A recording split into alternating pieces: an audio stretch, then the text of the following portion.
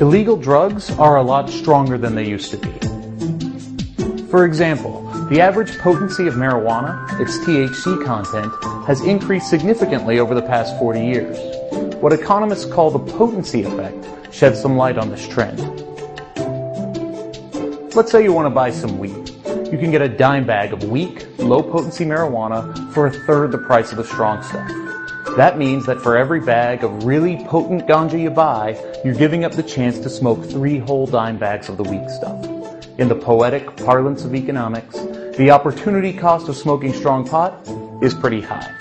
Since you're on a budget, you usually opt for the weaker weed. Now let's consider the effects of prohibition. Since Richard Nixon declared the war on drugs in 1973, the penalties for possessing and dealing marijuana have gone up.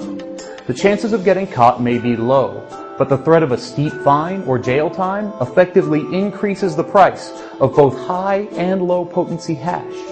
But notice, because of this, the cost of potent weed relative to weak weed has actually declined.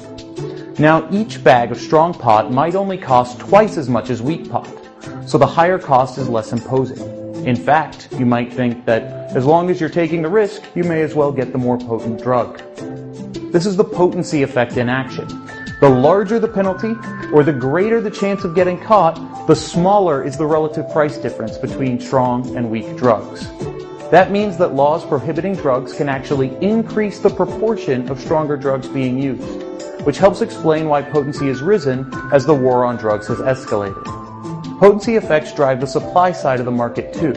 As legal penalties for drug trafficking have become more severe, cartels and dealers have had to expend more resources evading law enforcement. This means concentrated, high-potency drugs like cocaine become even more attractive to sell, since high-value amounts are easier to transport. So dealers have an added incentive to push harder drugs. This is why hard liquor displaced beer during alcohol prohibition in the 1920s, and why cocaine use spiked in the 1970s. Of course, not everyone can afford high-end drugs or alcohol, so just as gangsters during alcohol prohibition would dilute whiskey with water, drug dealers in the 1970s began cutting smuggled cocaine with baking soda in order to create crack. The resulting crack cocaine epidemic ravaged inner-city communities in the 1980s. Potency effects shape markets of all sorts. They explain why couples with children who need to pay for a babysitter in order to enjoy a night out tend to eat at fancier restaurants than couples without children. They also explain why grocers in New York City respond to high transportation costs by offering top-notch produce. Potency effects are just one among many forces that make markets so complex. Drug markets are no different. So when public policy alters the incentives people face, it can lead to unintended and even disastrous consequences.